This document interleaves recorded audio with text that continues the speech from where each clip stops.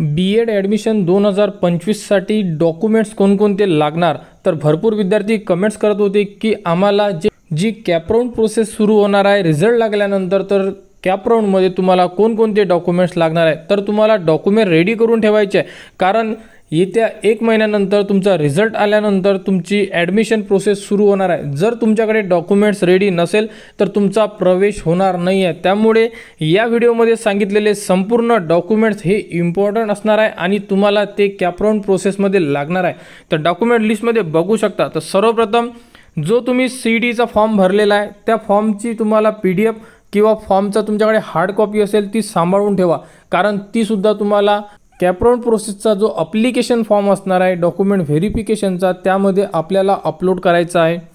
त्यानंतर score card म्हणजे जो तुमचा CETचा रिझल्ट येणार त्या रिझल्टची तुम्हाला PDF किंवा जे स्कोर कार्डचं जे तुमच्याकडे हार्ड कॉपी असेल ती सुद्धा तुम्हाला लागणार आहे। त्यानंतर जे विद्यार्थी कास्टमध्ये येतात त्यांना कास्ट सर्टिफिकेट, त्यानंतर सर्व विद्यार्थ्यांना डोमेसाइल सर्टिफिकेट संपूर्ण विद्यार्थ्याला लागणार। त्यामध्ये ओपन कॅन्डिडेट असो की SC कॅन्डिडेट म्हणजे ऑल कॅन्डिडेटला डोमेसाइल सर्टिफिकेट हे लागणार आहे। त्यानंतर नॉन क्रिमिलियर सर्टिफिकेट, तर नॉन क्रिमिलियर सर्टिफिकेट चेक करा तुमच्याकडे जर असेल तर ते एक्सपायर झालेलं आहे का, कारण नॉन क्रिमिलियर एक्सपायर झालेलं असेल तर तुम्ही आत्ताच काढून ठेवा, जेणेकरून तुम्हाला वेळेवर धावपळ होणार नाही। आणि नॉन क्रिमिलियर हे कोणत्या कोणत्या कास्टला लागते हे सुद्धा तुम्हाला बघणं आहे। तर यामध्ये जे OBC NT VJ ह्या ज्या कास्ट आहे यांना नॉन क्रिमिलियर लागते। यामध्ये SC ST ओपन आणि EWS या कास्टला नॉन क्रिमिलियर लागत नाही। त्यानंतर कास्ट व्हॅलिडिटी हे इम्पॉर्टंट डॉक्युमेंटमध्ये आहे। अजूनही सांगत आहे, ज्यांच्याकडे कास्ट व्हॅलिडिटी नाही आहे, ज्यांनी काढलेली नाही आहे ते विद्यार्थी B.Ed करू शकत नाही। यामध्ये ओपन EWS कास्ट सोडून यांना कास्ट व्हॅलिडिटी लागत नाही। बाकी संपूर्ण ज्या कास्ट आहे त्यांना कास्ट व्हॅलिडिटी हे लागणार आहे। आणि ज्यांच्याकडे कास्ट व्हॅलिडिटी नाही आहे ते आतासुद्धा अप्लाय करू शकता CETच्या फॉर्मवर। जर तुम्ही अप्लाय करत असाल तर तुमच्याकडे चान्स आहे कास्ट व्हॅलिडिटी तुमची ॲडमिशनपर्यंत किंवा कॅप राउंडची जी प्रोसेस सुरू होणार तोपर्यंत तुमची व्हॅलिडिटी येऊ शकते। जर तुम्ही अजूनही अप्लाय केलेला नसेल तर अप्लाय करा। जर तुमच्याकडे कास्ट व्हॅलिडिटी जर निघाली नाही तर तुमचा प्रवेश होणार नाही आहे।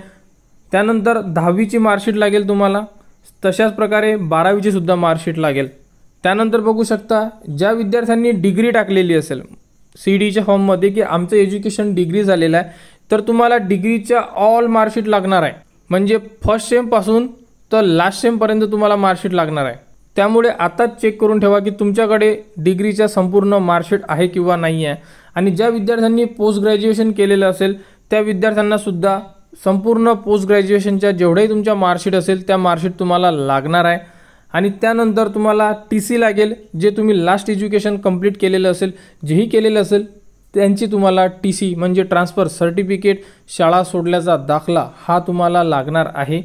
विद्यार्थ्याचे आधार कार्ड लागणार।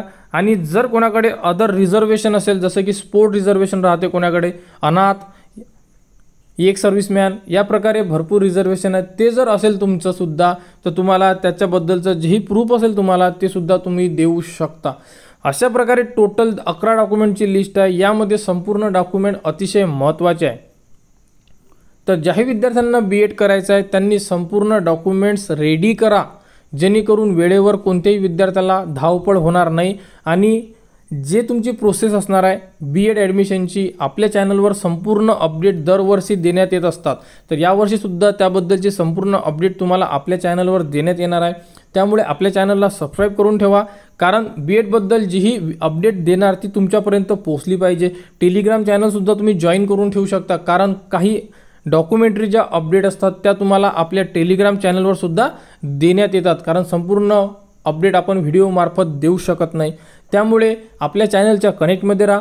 B.Edबद्दल कोणत्याही विद्यार्थ्याला कुठेही अडचण असेल तर तुम्ही कमेंट्स करू शकता। कमेंट्सवर सुद्धा संपूर्ण अपडेट तुम्हाला देण्यात येते। तुम्ही कमेंट्सवर बघू शकता की संपूर्ण कमेंट्सला आपल्याकडून ॲन्सर देण्यात येत आहेत। तर B.Edबद्दल संपूर्ण ज्या अपडेट येईल त्या तुम्हाला आपल्या चॅनलवर देण्यात येणार। त्यासाठी आपल्या चॅनलच्या कनेक्टमध्ये राहा व हा व्हिडिओ इतरांपर्यंत शेअर करा।